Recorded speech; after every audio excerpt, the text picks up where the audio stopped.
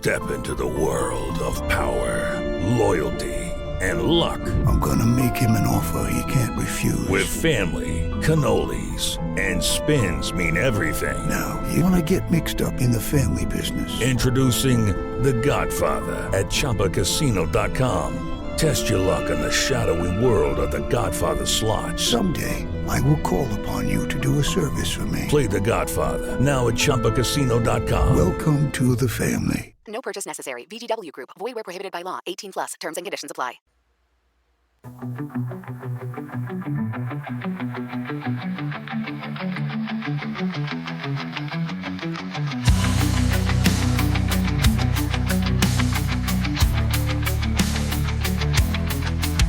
The star falls. Its light swallowed by the earth's caress. Human hand it turns and stone gates grind. That's right. Stone gates grind. Welcome, folks, to the Pilgrim's Greye Chronicles. Best podcast you'll ever come across in your life. I'm Robert Clark, the host, and this is where we uncover the hidden history, lost knowledge, and spiritual warfare shaping our world. We put out a new episode every Monday at 8 a.m. Central Standard Time, so make sure you're subscribed so you don't miss a thing. My voice tonight is a little bit on the hoarse side. I apologize for that in advance. And I just wanted to say, before we really get started, excuse me, if you find any value in these stories that we do for an hour, where I've spent time all week investigating and writing, and you really want to help keep these kind of informative things going, because we have many, many upcoming episodes. I've had to swap a few around because of the importance I felt like of this one that we're doing tonight. But just because I had a couple of different thoughts that just kept racing through my head, so I decided to swap some things around. But just know that if you enjoy these things and you like finding out these kinds of deep dive knowledge things on interesting subjects that matter in the world and why they matter, then you can support our work by selecting the thank you button at our YouTube page, where I upload the podcast to our other site, You Will Know. You can check us out there. I'll make sure to include a link in the description if you want to help out, because I've had some emails where people have asked, hey, how can we support you? Well, for whatever you want to donate, I don't care how small it is, $2 to a cup of coffee, I don't care. I'd really rather people just go support our band, our music, and download our merchandise. I'll include the link to that too, because I really like doing music as well. Now, with all of that out of the way, because I don't like going over that, I really don't. But we do want to make more episodes, and getting support from you all in the form of sharing, talking about it, commenting, letting other people know about the podcast really helps us out.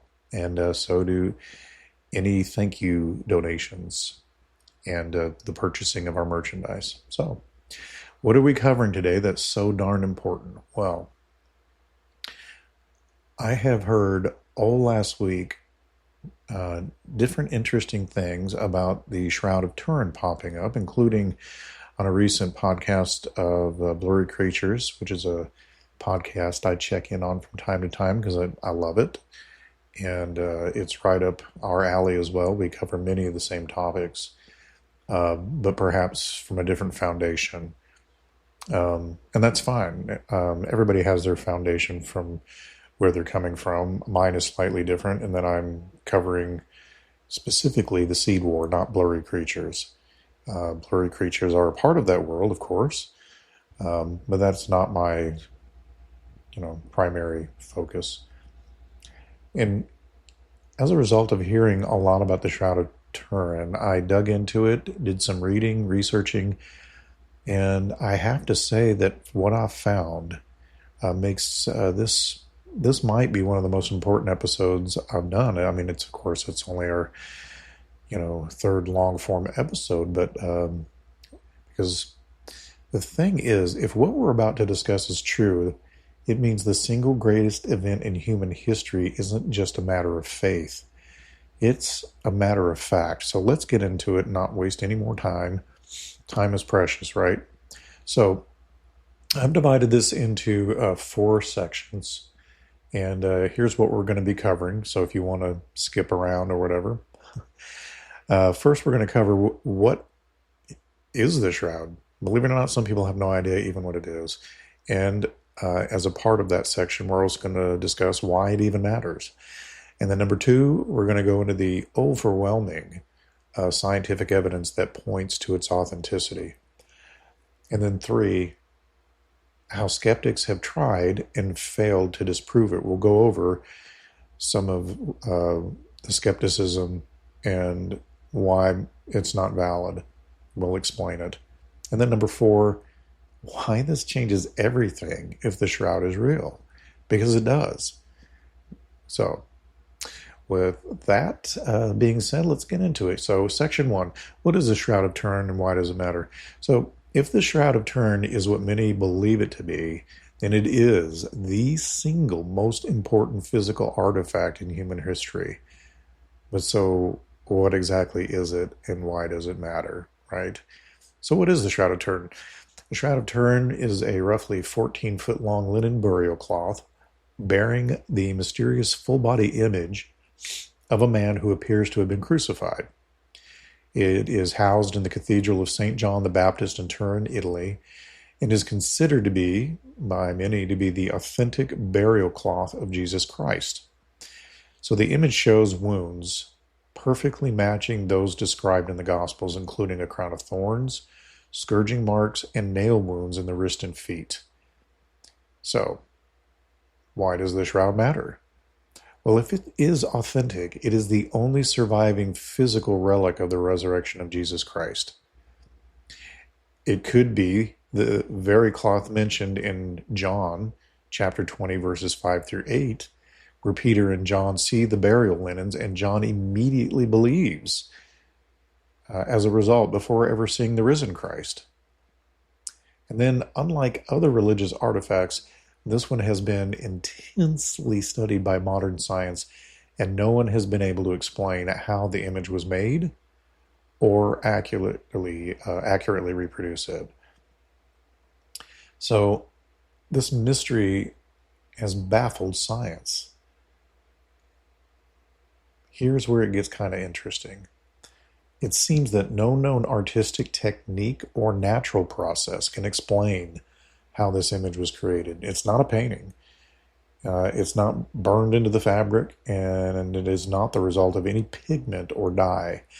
The image only penetrates the top 1 to 2 microfibers of the linen, like a surface scorch that doesn't soak through the cloth.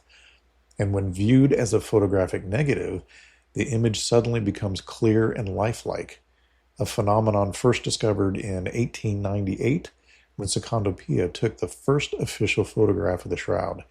Even more bizarre, the image contains 3D depth information, something that no medieval artist could have created even by accident. And then we have this seeming strange power of the Shroud in the Gospels. Again, in John 20, verses 5 through 8, when Peter and John enter the empty tomb, they find only the burial cloths. Peter is confused, but John sees the cloth and instantly believes before even seeing Jesus alive. Why? Right? You see a burial cloth, so what? So what was so compelling about the way the Shroud was left that made John believe in the resurrection without any further proof? Seems like a kind of an interesting reaction, right? It seems to be a reaction that would not be, the kind of reaction you would have if somebody stole the body, or there was no cloth there, or it was clearly ripped off or cut off. So early Christian sources suggest that John may have seen the image on the cloth, realizing that this was no ordinary burial wrap. So could this be the very cloth that changed history? Look, if the shroud is real, then it's not just a religious relic. It is the physical proof that Jesus Christ was crucified, buried, and miraculously resurrected. And if that's true, then it isn't just faith, it's a historical reality. So in section 2 here, we're going to break down the most compelling scientific evidence supporting its authenticity and why no one has been able to fully debunk it. Okay, so let's look at some of this scientific evidence for the shroud's authenticity. Because, you know, I can talk about John discovering it in gospel accounts, but many people out there don't care what the Bible has to say about anything.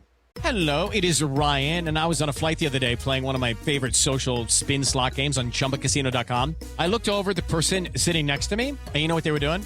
They were also playing Chumba Casino. Everybody's loving having fun with it. Chumba Casino is home to hundreds of casino-style games that you can play for free anytime, anywhere. So sign up now at ChumbaCasino.com to claim your free welcome bonus. That's ChumbaCasino.com and live the Chumba life. Sponsored by Chumba Casino. No purchase necessary. VGW Group. Void where prohibited by law. 18 plus. Terms and conditions apply. But they will look at repeatable scientific experiments and things that could be verified and tested and retested. So if the shroud is a medieval forgery, as some claim, then it should be easy to explain how it was made. But here's the problem. No one has been able to replicate it. Not with modern technology, not with medieval methods, and not with any known process. What we're about to cover is the reason why the shroud remains one of the most baffling artifacts in history, and why so many experts believe it is, in fact, the burial cloth of Jesus Christ. First of all, the image is not paint, ink, or dye.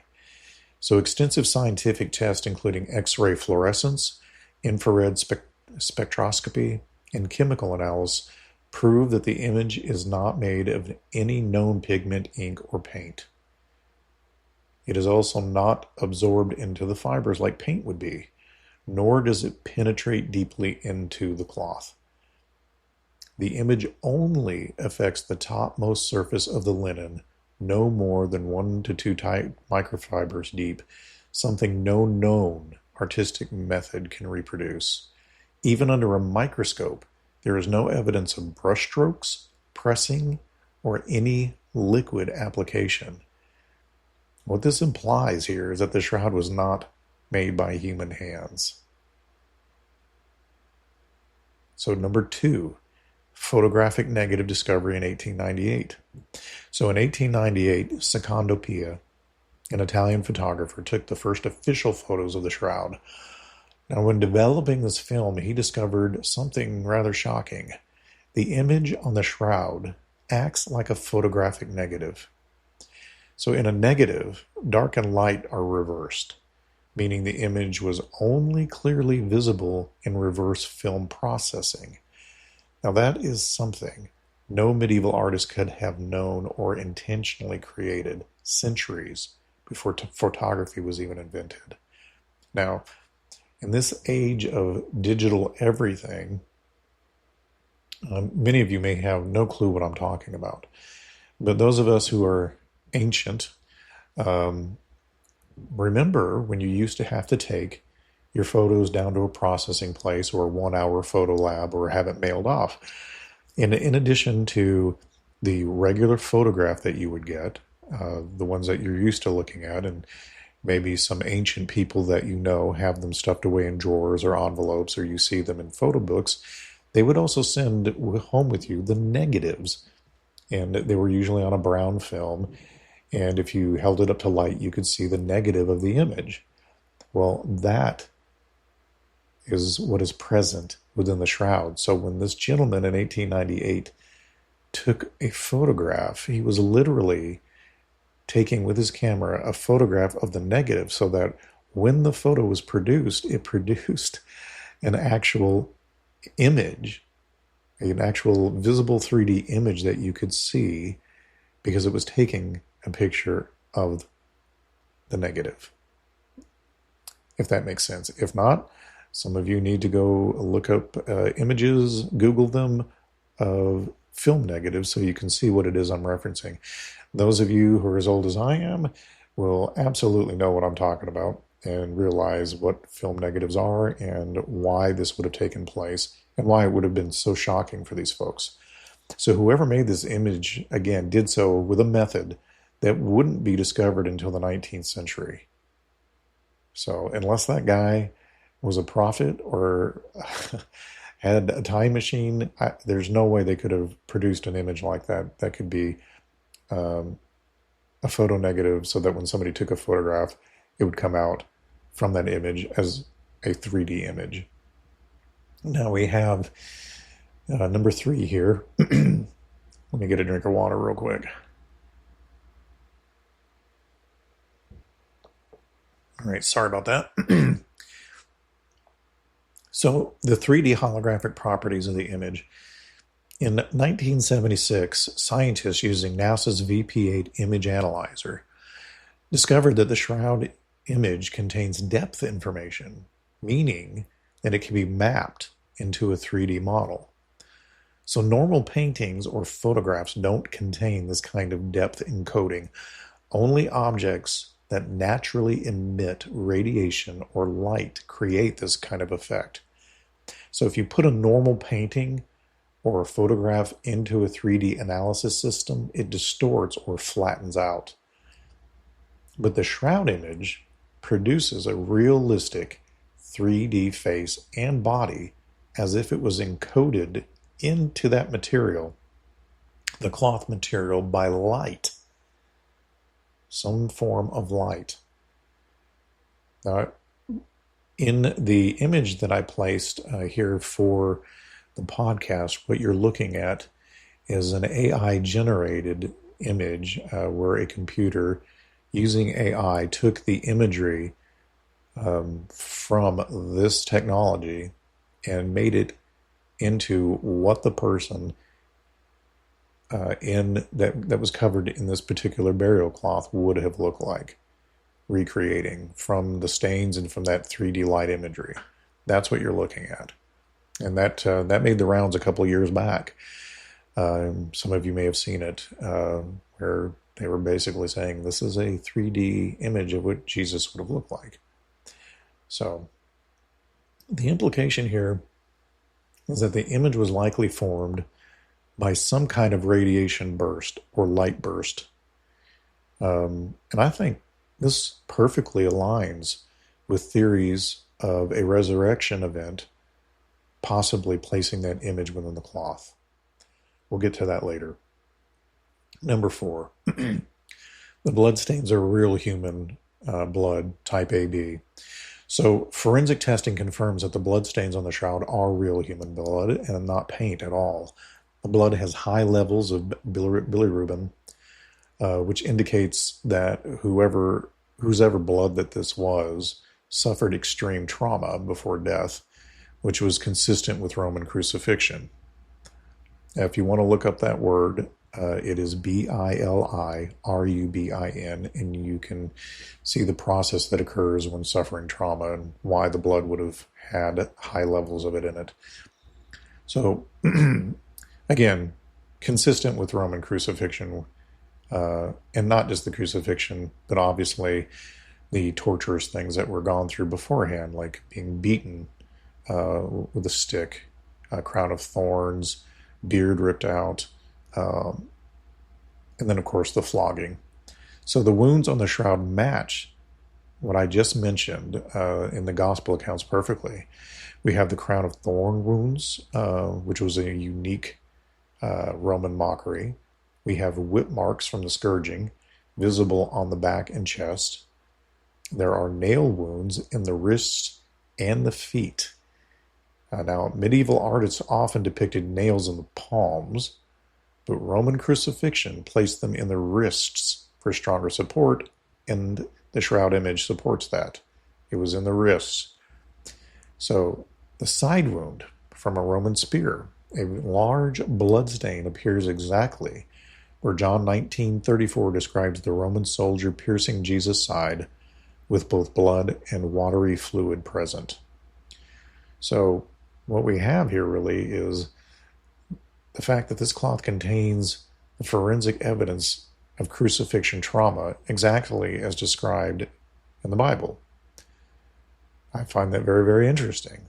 Does that 100% prove it was Jesus? Maybe not, but I think there can only be so many coincidences before, you fill up the coincidence jar, and you gotta start saying to yourself, there's something to it. So, this number 5, carbon dating controversy in 1988, this false medieval hoax claim.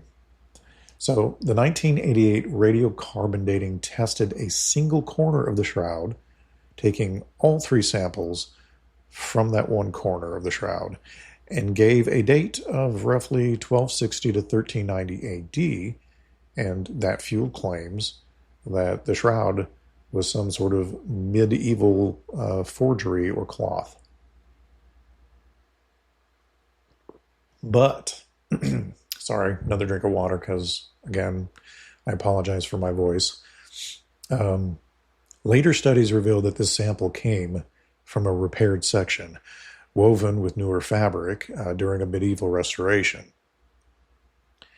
A 2005 study by Raymond Rogers, a scientist from the original 1988 team.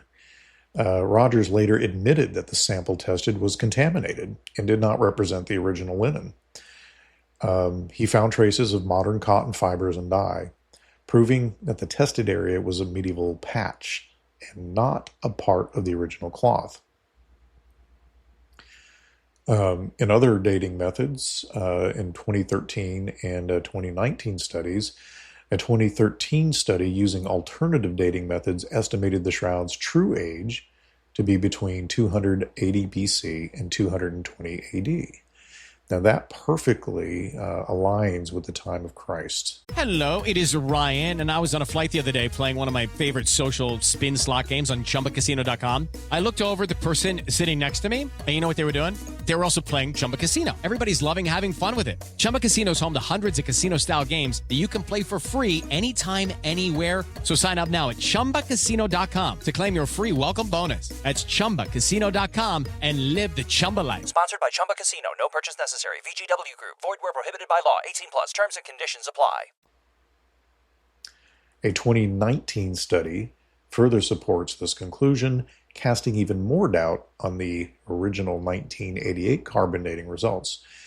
And the thing is, if they were doing it right, they would have taken 3 samples from different parts of the cloth. And apparently, from what I understand, also, the part they took the cloth from was not only a repaired part, but it was also the most handled part of the cloth, where it would be grasped to put on display and so on and so forth.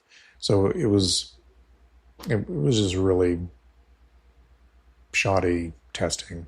And there have been tests since that clearly demonstrate, like I said, that the dating of the cloth runs the gamut between 280 years before Christ and 220 years afterwards. So somewhere in that time range, this cloth received those stains and the image was present. It's very difficult to pinpoint, an exact day using carbon dating, but that is within range.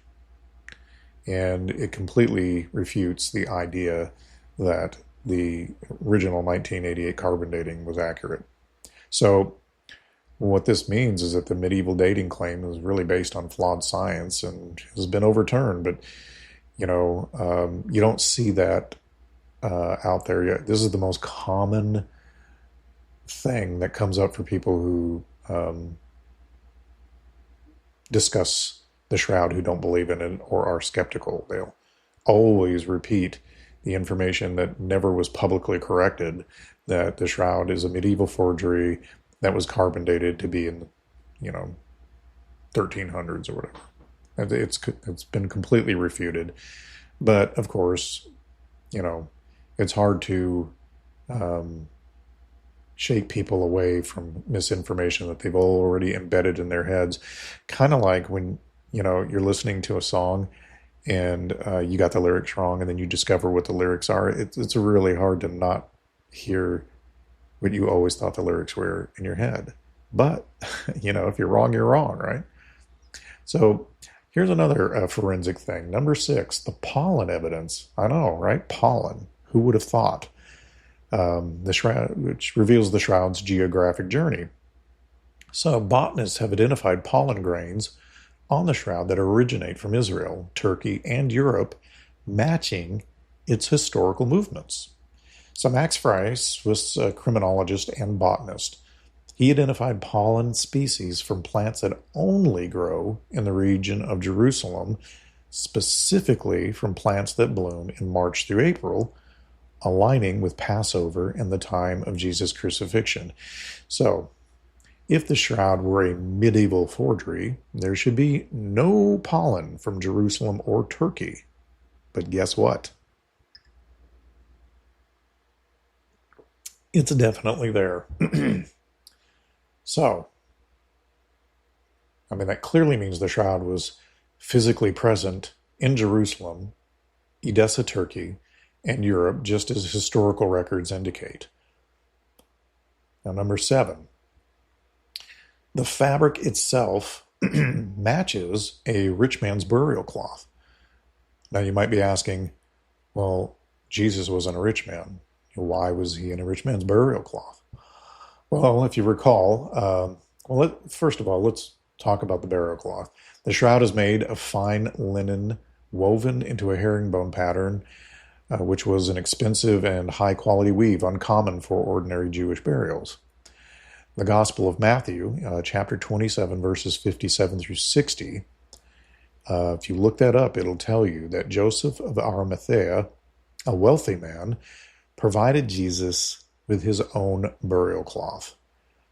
This herringbone pattern linen was rare in the first century Jewish burials. Only the wealthy could afford it. So this aligns perfectly with the biblical account of Jesus being buried in a rich man's tomb with a rich man's cloth. No poor or middle-class Jewish family in the first century would have used this expensive weave for burial. Yet, here it is, exactly as described in Scripture. So, again, the shroud's fabric itself is further forensic evidence that it belonged to someone of high status, exactly what the Gospels say about Jesus' burial.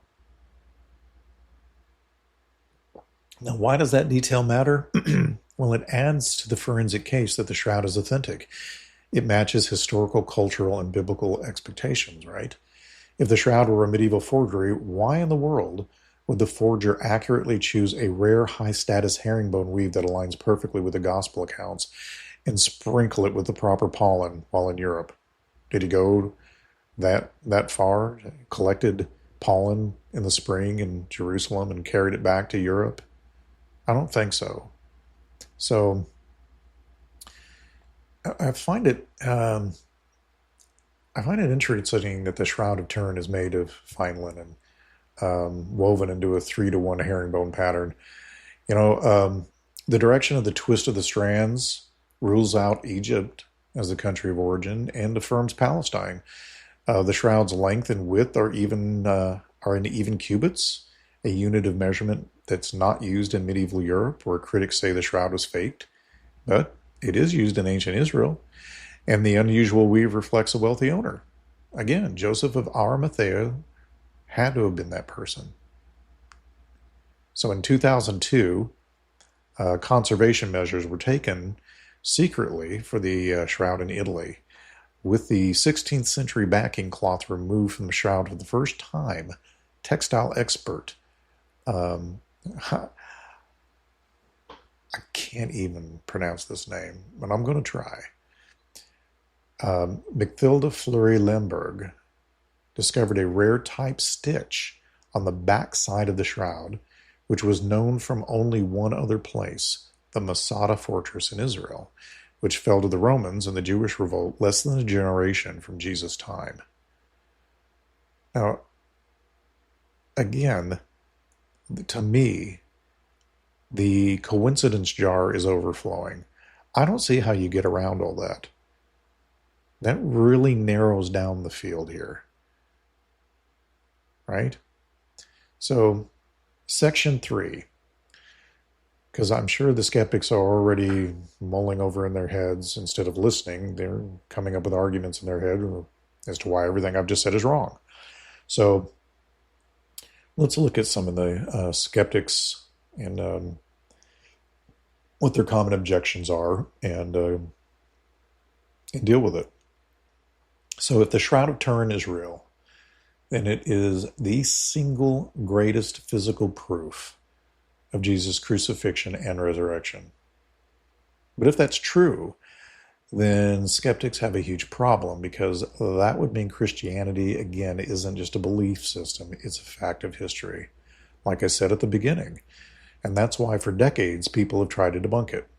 So in this section, we're going to break down the top skeptical arguments against the Shroud, which I'm sure that at some point I will get a comment or an email that tells me that these are not the top skeptical arguments, and that this person, I'm sure, will have a better one. And that's fine. I'll address it when the person emails me. Against the Shroud, and show why every single one of them falls apart under scrutiny. So let's deal with objection 1.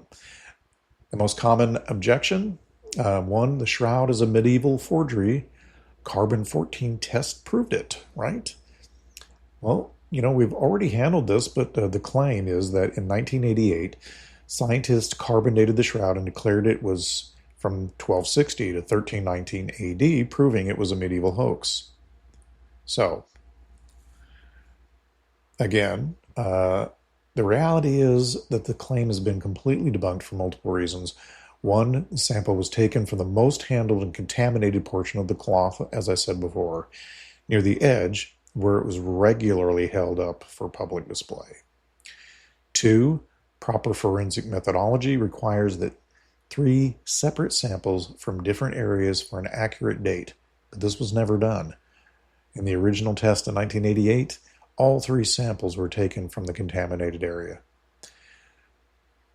And then we have number 3 here, the 2005 Raymond Rogers study. One of the original 1980 researchers proved the sample was not part of the original linen. It contained cotton fibers and dye used for medieval repairs. So there we have somebody from the original team saying it's not a good test. And the 1988 Ryan Seacrest here. When you have a busy schedule, it's important to maximize your downtime. One of the best ways to do that is by going to ChumbaCasino.com. Chumba Casino has all your favorite social casino games like spin slots, bingo, and solitaire that you can play for free for a chance to redeem some serious prizes. So hop on to ChumbaCasino.com now and live the Chumba life. Sponsored by Chumba Casino. No purchase necessary. VGW Group. Void where prohibited by law. 18 plus terms and conditions apply. Carbon dating doesn't illustrate anything other than, people made a big boo-boo. So we also have the alternative dating studies done in 2013 and 2019, again, using spectroscopic analysis, and placed the true age of the Shroud between 280 BC and 220 AD, exactly where you would expect it for Jesus' time.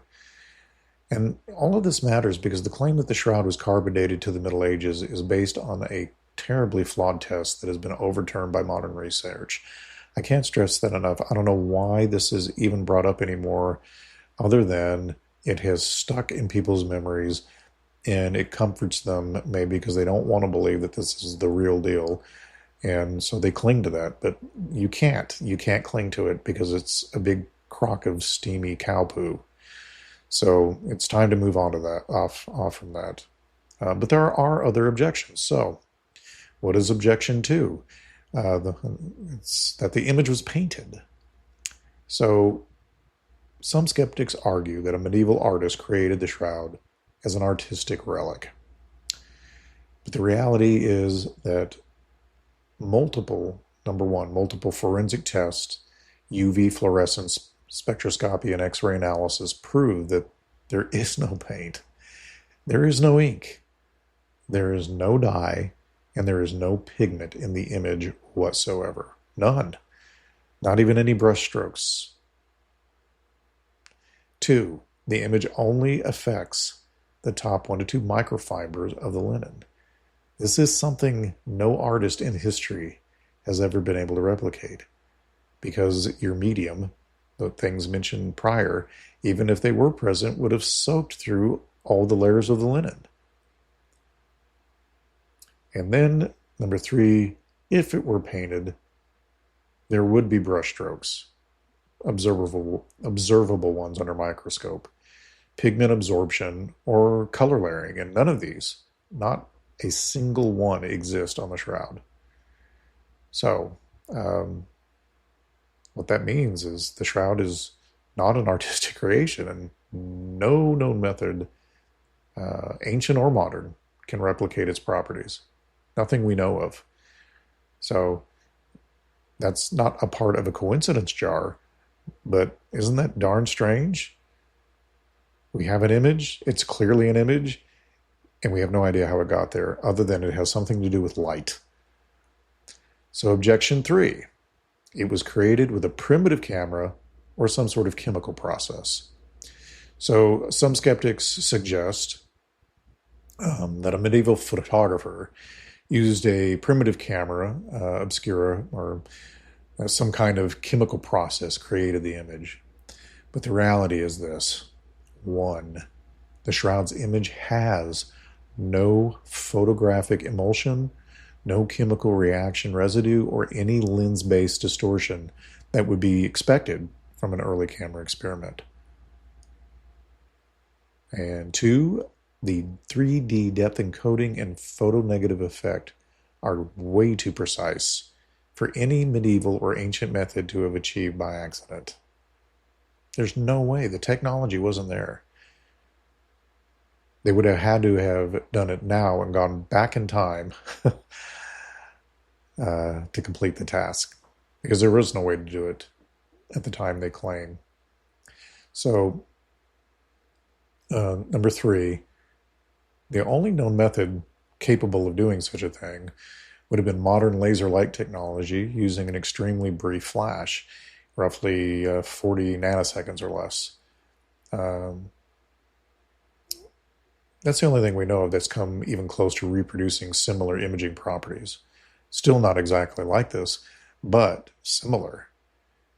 And I'm pretty darn certain that in medieval Europe, they weren't experimenting with laser light technology, let alone having the capability of doing extremely brief flashes of it to create artwork. Not that I know of, anyway. Maybe somebody can prove me wrong. Maybe John D. Knew of something. So, number 4, what this suggests is that the image on the shroud was formed by some intense burst of light energy, which, by the way, can coincidentally aligns with Jesus being referred to as the light of the world in John 8:12 and Revelation 1:16. So, if a medieval forger had used a camera or chemical process, there should be clear signs of manipulation, but not even the slightest one exists at all. Nothing. Zero. Zilch. The closest thing we've seen in laser tech is laser technology, meaning the image formation may be tied to some sort of burst of supernatural light, perhaps, because laser light technology did not exist back then. We know this. So objection 4. There is no historical record of the shroud before the Middle Ages. So another claim that skeptics argue is that if the shroud were real, we ought to see some sort of records of it before the 1300s, but supposedly none exist. But the reality of it is the Mandalion of Edessa in the 1st through 6th century is widely believed to be the shroud folded to display only the face, and is referenced in ancient texts. 2, the Acts of Thaddeus in the 6th century describes a burial cloth in Edessa, or modern-day Turkey, with an image not made by human hands. That's a quote by Thaddeus. He knew. And so 3, the pre-medieval historical references to the shroud. Eusebius in the 4th century describes a sacred image in Edessa that miraculously appeared on the cloth, much like Thaddeus, who again said that this image was not made by human hands. He knew it wasn't art. He knew even back then, without all the tests that we have, that however that image got there was not paint. It was not made by human hands. The 944 AD transfer to Constantinople. Byzantine records state that the image of Edessa was brought to Constantinople and was known to be a burial cloth with a full body imprint. Robert de Clary in 1203 AD, at least 100 years before the 1988 test claims was part of the range for this medieval hoax. He was a crusader who visited Constantinople, describing seeing the burial cloth of Jesus on which the whole figure of the Lord could be seen. Not just anybody, but they say the burial cloth of Jesus on which the whole figure of the Lord could be seen.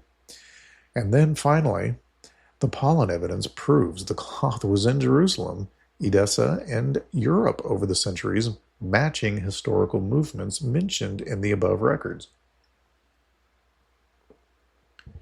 So, the shroud's history didn't start in the Middle Ages. It definitely goes back to the earliest centuries of Christianity, and this fully debunks the idea that it was a medieval creation. So, objection 5. If the shroud is real, why isn't it mentioned in the Bible?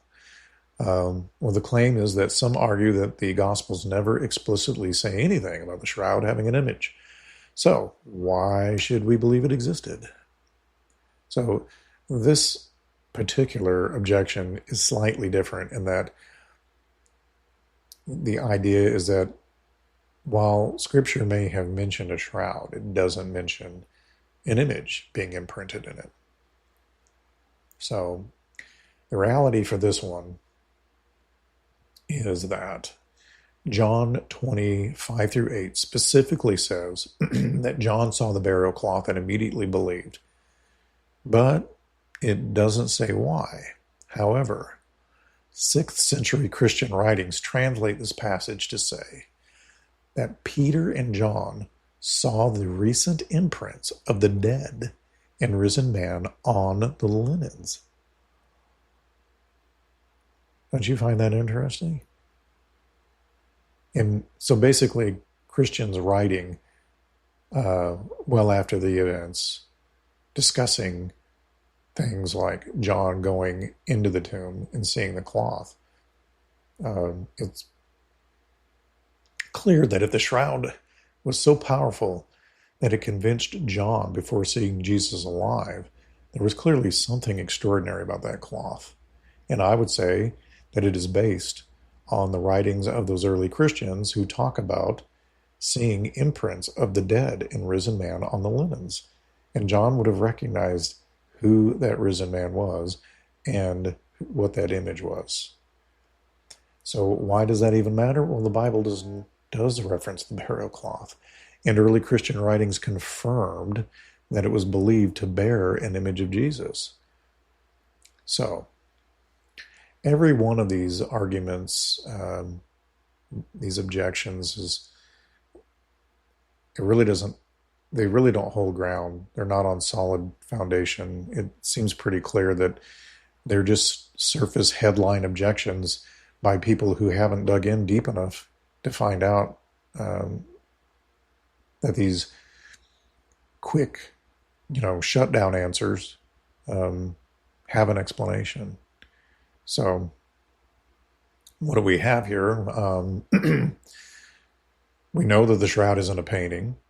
We know the shroud is not medieval. The shroud wasn't made by primitive photography or chemicals.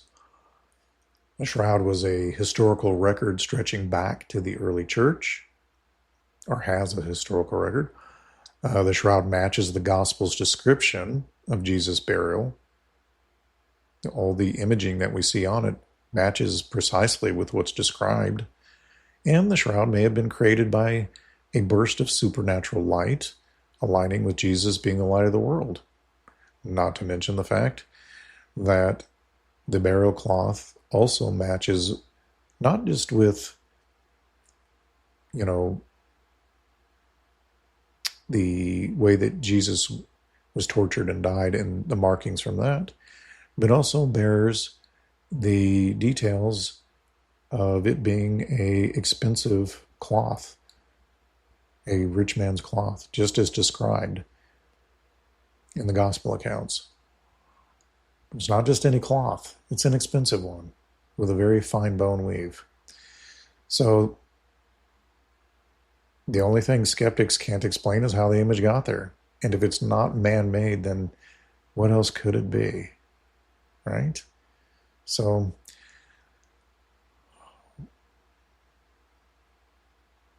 why is it then that this changes everything? What does it mean for believers, skeptics, and the future of apologetics? When I was looking at things that I was going to cover from last week, I don't know, something just took hold of me that made me change my mind, because this is important, because even if you have friends that won't listen to a thing you have to say about the authenticity of Scripture, how do they explain this away? Because if this is real, and it is, I mean, we've just gone over the forensic evidence, historic evidence. You can't dismiss it based on the grounds of the most common objections. At best, you could just say, well, we don't know yet, or it's a mystery. But I think we do know. And I don't think it is a mystery. I think the people who say things like we don't know yet and it's a mystery don't want it to be what it is. Because we've covered the history, the science, and the forensic evidence, and we've dismantled every major skeptical argument against the Shroud of Turin. So now we need to ask the biggest question of all. If the Shroud is real, what does it mean for us? Because if this is truly the burial cloth of Jesus Christ, then the single greatest event in human history, the resurrection, has physical, verifiable evidence. And if Jesus truly rose from the dead, then everything he said about himself, about eternity, and about our future is not just faith. It's fact. The shroud is a witness to the resurrection. The forensic evidence points to something beyond natural explanation. A brief, intense burst of light appears to have created the image, a concept that aligns with Jesus being called the light of the world, like I mentioned before. It's unlike any other historical artifact. The shroud seems to have captured the very moment of transformation, the moment where Jesus shifted from death to life, and his body was changed from corruptible and a shadow of what it was to a being of light, having the ability to pass right through that cloth. So in a flash of light, we have the signature of creation and rebirth, right? In recent years, I don't know if many of you are aware of this, but scientists have discovered that when a human... How to have fun, anytime, anywhere. Step 1. Go to ChumbaCasino.com. ChumbaCasino.com. Got it. Step 2. Collect your welcome bonus. Come to Papa welcome bonus. Step 3. Play hundreds of casino-style games for free. That's a lot of games. All for free? Step 4. Unleash your excitement. Woohoo! Chumba Casino has been delivering thrills for over a decade. So claim your free welcome bonus now and live the Chumba life. Visit ChumbaCasino.com. VGW Group. No purchase necessary. Void where prohibited by law. See terms and conditions. 18+. Egg is fertilized. A burst of light occurs at the moment of conception and is often referred to as the zinc spark. Now, this microscopic flash has been captured on video, marking the instant that life begins. So I was thinking, could this be a divine pattern woven into creation itself? Life begins with a flash of light, because God is described as light, and in him there is no darkness at all, right?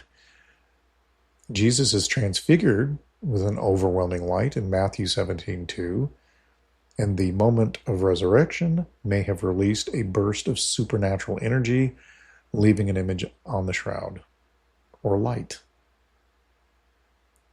So that connects to a bigger reality, right? That God's signature is seen in both physical birth and spiritual rebirth. If Jesus' resurrection was marked by this same divine light, it would mean his victory over death was not just spiritual, but encoded into reality, physical reality also. Now, many skeptics say faith in Jesus is just belief, not evidence. But I think faith and evidence have always walked side by side. Scripture, when discussing faith, doesn't seem to be the same idea that the atheist brings up. Because Scripture says that the fool says in his heart, there is no God. So when discussing faith, as described in the Bible at least, automatically assumes that there is a God. So it can't be discussing just belief that something that you can't see. It has to be something else. For instance, a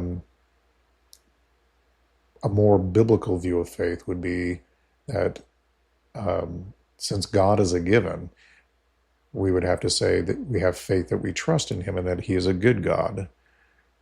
That is more the faith that we're referencing here. The Shroud, along with scientific discoveries about the nature of light, energy, and human life, also points to a reality beyond materialism. There's more to this world than what you can see, taste, touch, and feel. Right? With my grandchildren, I often do this little exercise where, because sometimes they'll say things like that indicate that they're already learning from the world that they won't believe things if they can't see it. So one of the approaches I use is I bring up that the wind. In fact, I had a discussion with one of my granddaughters recently, telling her that you can't see the wind, but you can see what it does, and you can feel it, and you can see what it does with the trees and how it blows things around. And you can't necessarily see it itself unless it's blowing dust around. And I also did a thought experiment with her, asking her to think of her favorite bike. If she could have any bike in the world, I wanted her to think about that bike in her head. And then I asked her, is that bike real? Is that bike real? And she, of course, said, no, it's just something I'm thinking about, or it's a dream, or a thought. And I said, but okay, I know it's not here and you can't get on that bike, but is your thought about the bike real? Is it a real thought, a real image in your head? Is that image real? And she said, yes. And so I know some skeptics would say, well, that's just the image is just being generated by physical chemical processes and neurons firing in the brain. Well, I would say two things to that. One, what is telling the brain to think that?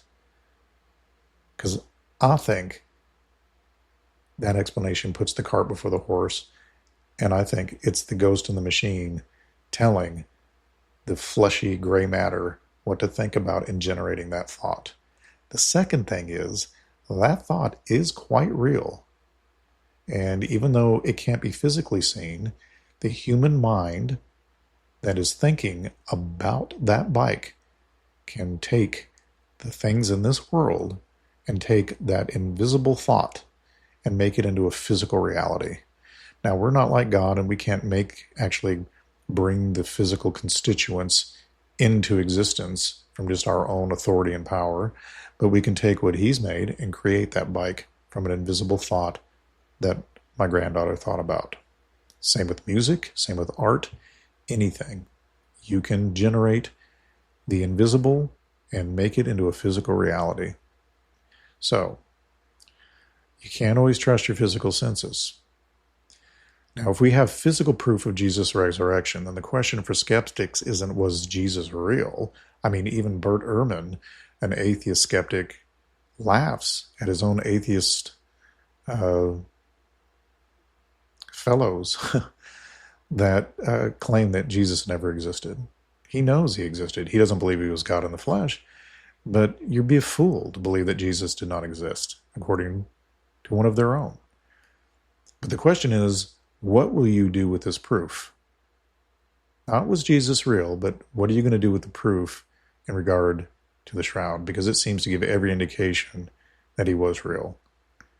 So, if Jesus' resurrection can be confirmed by evidence, then his warnings and his promises and his call to humanity are all real. And honestly, that changes everything. So, if this is true, if Jesus really left behind a physical mark of his resurrection, what does that mean for you? If you're a believer, it obviously strengthens your faith and deepens your mission, right?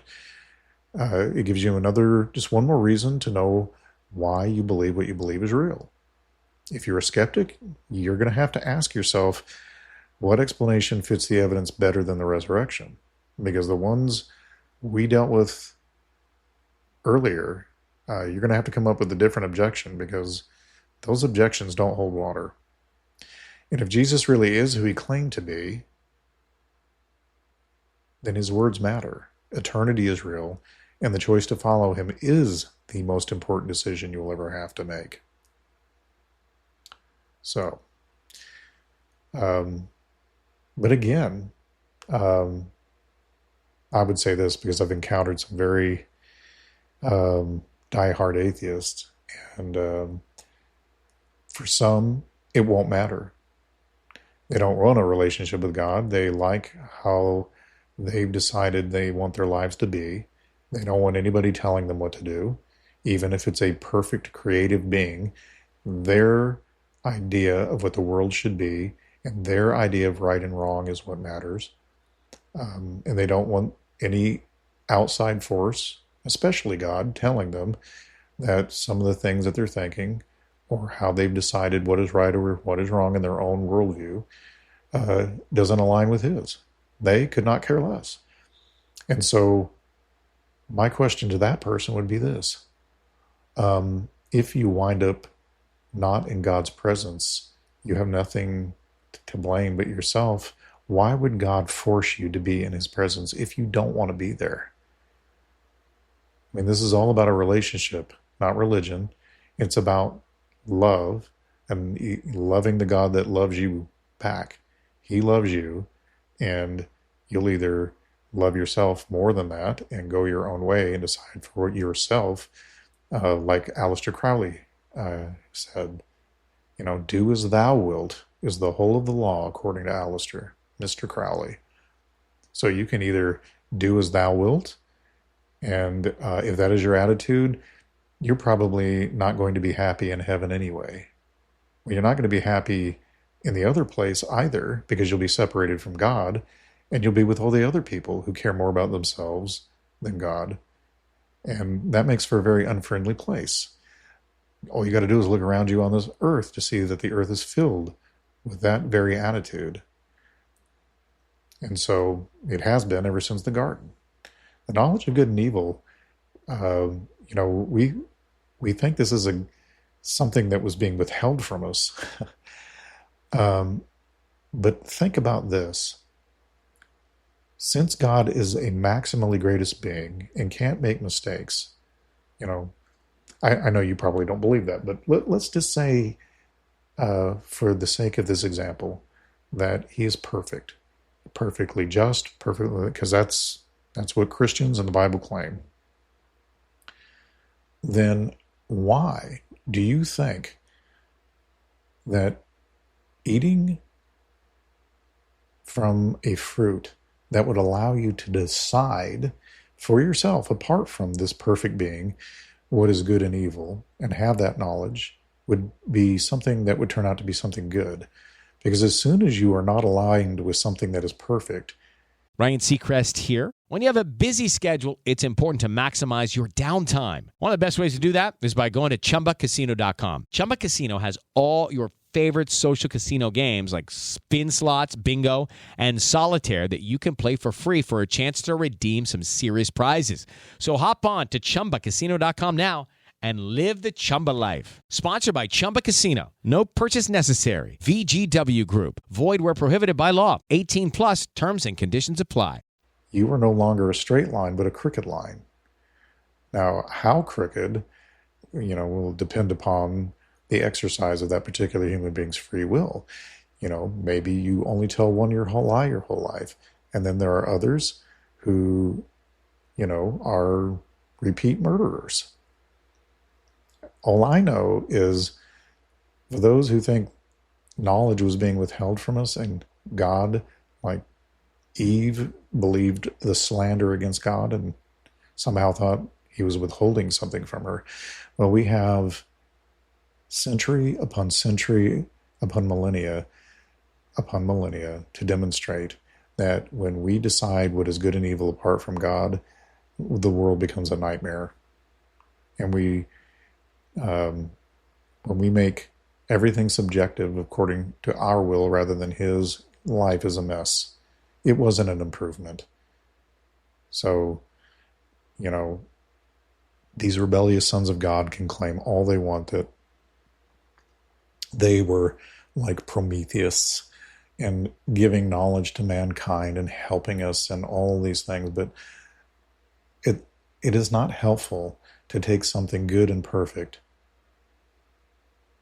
and then fool people into believing they'll be more free when they can decide for themselves how they want to live their lives, only to wind up making life miserable for everybody and everything around them. Because instead of following a straight line, you follow a crooked one. So anyway, let's wrap this up. We started this journey by asking, does the Shroud of Turin prove Jesus was real? What we found is that it doesn't just prove his existence. It may prove his resurrection as well. In fact, I believe it does. That's why I decided to change the show topic for the week. I've never really given the Shroud of Turin much thought, but I did this week. We've also seen that a moment of divine transformation was captured in light. Just as the flash of life begins at conception, so too may the resurrection have been marked by the same signature of creation. And if that's true, then the only question left is, what will you do with that truth? So, with that being said, I want to thank you all for joining us for the episode of Pilgrim's Grey Chronicles. If this episode resonated with you, then help us spread the truth by sharing, subscribing, and if you'd like to support our work, again, at our YouTube page where it will be uploaded, and I'll put the description in the links, like I said, you can click on the thank you button and donate to help us, or you can go to our band's website, pilgrimsgrey.com, and check out our music and our merchandise there and support us in that way. I prefer that. I don't like getting donations unless you feel like it's in your heart and you want to do that, because I want people to get something. And maybe if you feel like this information is enough and you want it to be supported, great, fantastic. Who am I to judge? And it's, even if it's just the equivalent of buying me a cup of coffee for thanking me for doing what we're doing here, that's great. And we would appreciate any support we get, even the encouraging comments that we get from other countries and encouraging emails. We really, really appreciate all of it. Anyway, we'll be back next Monday and every Monday at 8 a.m. Central Standard Time. And we'll be back with another deep dive into another fantastic subject you're not going to want to miss. So until then, keep searching, keep questioning, and never stop seeking the truth as you wander just like I do, like a pilgrim under the stars on this planet until we're called home. We're all pilgrims, gray under the stars moving in one direction or the other. And I pray that you would join me going in the right direction. Let's go, folks. Have a great work week.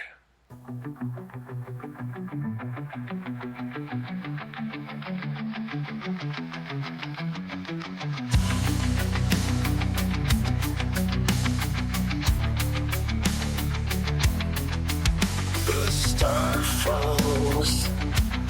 Its light swallowed by the earth's caress. Keen in hand it turns, and stone gates grind. Breath of the unsealed rises. Skies blacken with ash. Smoke whispers and rises, shrouding daylight's gaze. From choking fumes, they awaken from their watery death. Crowns of tarnished gold mark their hollow reign. Face of man, the eyes of a forgotten time. Tresses of night dance around teeth of pride. Iron-bound shells ring like war cries of steel. The beat of wings like the thunder of galloping hooves. Vengeful stings, and the ground burns with venom's wail. Flesh cries out, the gift of death withheld.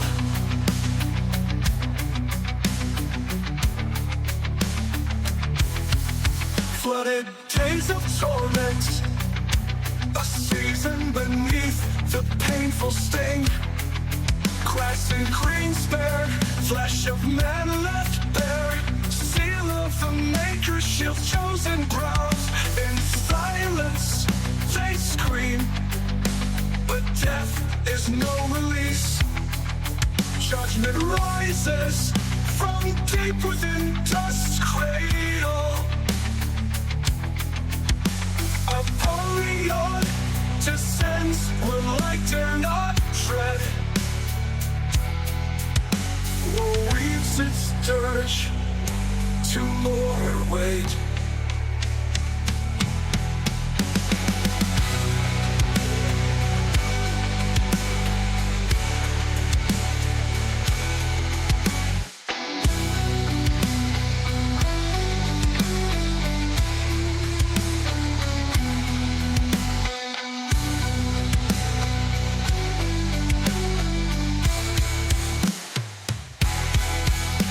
Of man, the eyes of a forgotten time. Tresses of night dance around teeth of pride. Iron-bound shells ring like war cries of steel. The beat of wings like the thunder of galloping hooves. Vengeful stings, and the ground burns with venom's will. Flesh cries out, the gift of death withheld.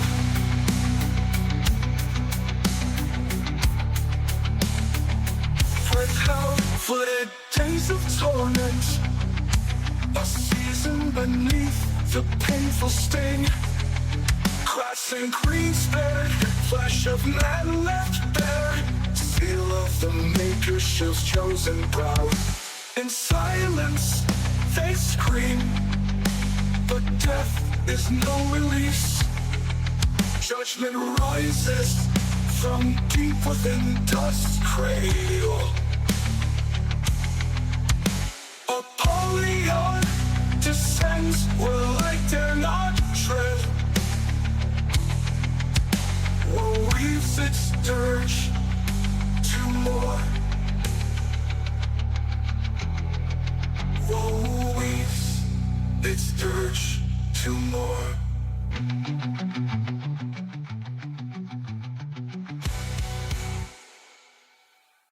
Hello, it is Ryan, and we could all use an extra bright spot in our day, couldn't we? Just to make up for things like sitting in traffic, doing the dishes, counting your steps, you know, all the mundane stuff. That is why I'm such a big fan of Chumba Casino. Chumba Casino has all your favorite social casino-style games that you can play for free anytime, anywhere with daily bonuses. So sign up now at ChumbaCasino.com. That's ChumbaCasino.com. Sponsored by Chumba Casino. No purchase necessary. VGW Group. Void where prohibited by law. 18 plus. Terms and conditions apply.